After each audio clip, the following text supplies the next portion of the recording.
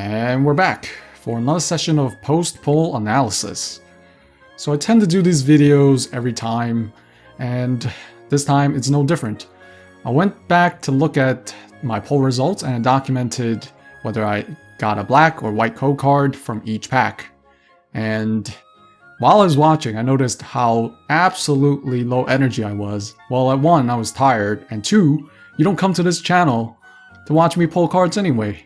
There's plenty of other entertainment channels for those who get really excited, but this is not one of them.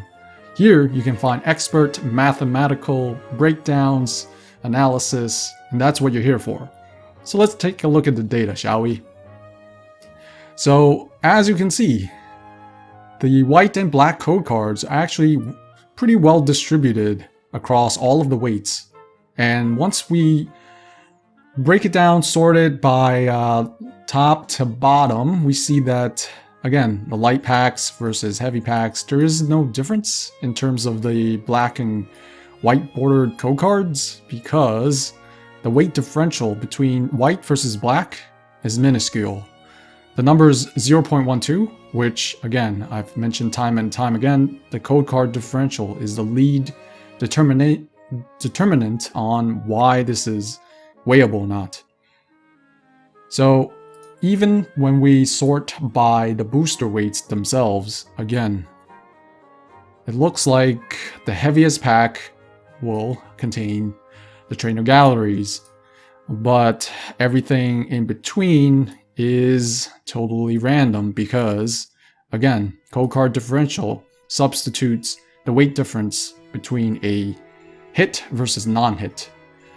And the distribution shows that it really doesn't matter at this point. Some of the things that we should take a look at is the sleeve weight. So the sleeve weight by itself can fluctuate between this number versus this number.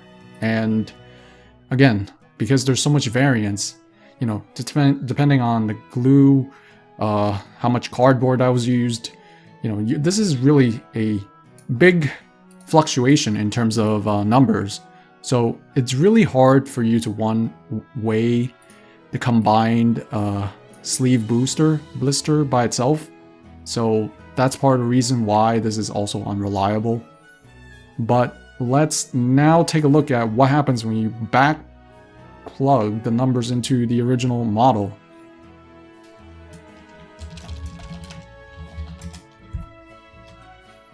Alright, let's take a look at the original booster box model that I built.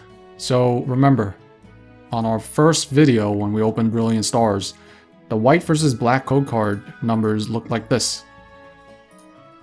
0.6 versus 0.24 in terms of white versus black bordered code cards. And because the weight differential was really high, it made the packs easily predictable. So the light packs contain the black code cards, while the heavy ones contain the white ones. And the super heavy ones also contain the trainer gallery, because they were extremely heavy.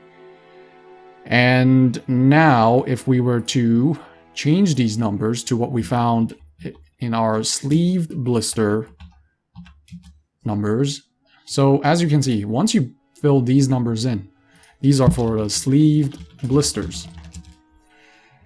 The weight differential is no longer 0.35, it's actually way less, which is 0.13.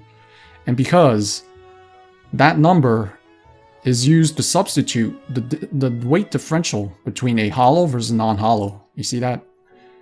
A non-hollow card is 1.82, a hollow card is 1.96. If you take the difference between these, you get this number, which essentially makes the pack unweighable. And when you add on top of it a new variable in the sense of the cardboard sleeve, it basically makes sleeve blisters really hard to weigh because of so many variances. But once you have a code differential of 0.13, if you look at the final results right here, it no longer makes it obvious that the white versus black code cards, they they basically blend together. You see the numbers? They kind of blend. There's no difference between this versus this. That's why it's unweighable. But the super heavy ones are still relatively easy to pick out for the trainer gallery cards because, again, trainer galleries are super heavy. So there's that. So there we have it. This is how this stuff works. So yeah, like I said before, sleeve blisters, if you ask me personally, I think they are safe to buy. Buy with confidence. But if you wanted to find out, just take the heaviest pack you have, open it, compare it with the lightest pack you have, look at the code card differential, and then you can make a determination on whether or not your cards are weighable. Alright, that's all, folks. I'll see you in the next set, Astral Radiance, which comes out in about 3 weeks, I think, or 4 weeks. Alright, until then.